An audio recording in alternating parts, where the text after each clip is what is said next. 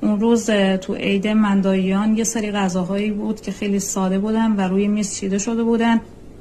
ترکیبی بود از عدس پلو، ماش پلو، هوخسا و ماست. حالا هوخسا چیه؟ هوخسا غذاییه که خاص منداییانه. یه ترکیبی هست از آرد برنج، خرمایی که هستش از قبل گرفته شده و کنجد. منداییان میان این برنج رو تا جایی که جا داشته باشه پودرش میکنن و خرمایی که از قبل هستش رو گرفتن و خوب تفسش دادن و کنجد، این سه تا رو با هم ترکیب میکنن، کاملا ورزش میدن و در مراسماتشون استفاده میکنن. منداییان معتقدن که این غذاها اولین غذاهاییه که خداوند توسط فرشتگان فرستاد رو زمین و به دست انسان رسید.